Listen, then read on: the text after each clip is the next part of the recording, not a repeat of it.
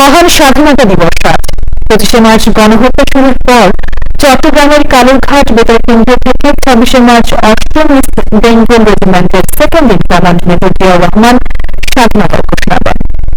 সারা দেশে যথাযোগ্য মর্যাদায় পালন হচ্ছে বাংলাদেশের ইতিহাসের গুরুত্বপূর্ণ দিনটি। 1971-এর মার্চের উত্তর দিনগুলো প্রতিদিনের ঘটনাবলী নিয়ে ওবায়দুল রশিদের ধারাবাহিক রিপোর্টে 26 ও শেষ পর্ব আছে। 200-র বেশি সার্ভিস ও ফিচারে লেনদেনের সব বিকাশ অ্যাপে সম্ভব।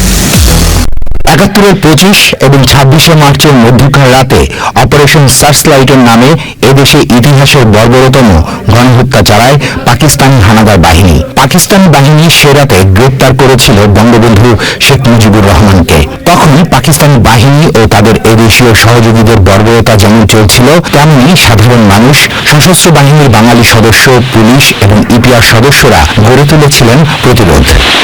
25শে মার্চ রাত থেকেই পাকিস্তানি হানাদারদের বিরুদ্ধে লড়াই করেছিল চট্টগ্রামের বীর সেনারা। এর মাঝে 8ম ইস্ট বেঙ্গল রেজিমেন্টের second in command major Ziaur Rahman তার পাকিস্তানি কমান্ডিং অফিসারকে গ্রেপ্তার করেন। গ্রেপ্তার করা হয় পাকিস্তানি সেনাদের।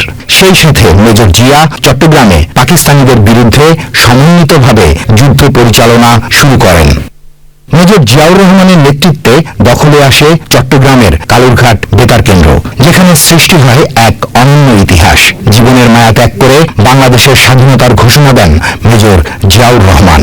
ঘোষণা আসে যুদ্ধের, যে ঘোষণায় অনুপ্রাণিত হন সারা দেশের সাধারণ মানুষ থেকে বীর বাঙালি সৈনিকেরা।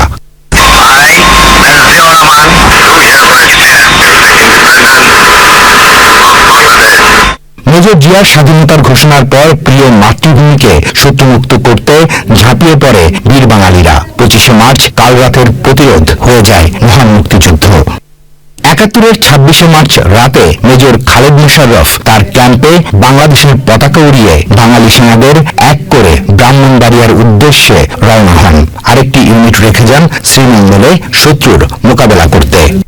বেঙ্গল রেজিমেন্টের সকল ব্যাটালিয়নের বীর বাঙালি সেনারা এদিন থেকে পূর্ণাঙ্গ যুদ্ধ করেন, যে যুদ্ধে প্রথম থেকেই সাধারণ মানুষ থেকে শুরু করে অন্যান্য বাহিনীর বাঙালি সদস্যরা সরাসরি অংশ নেন।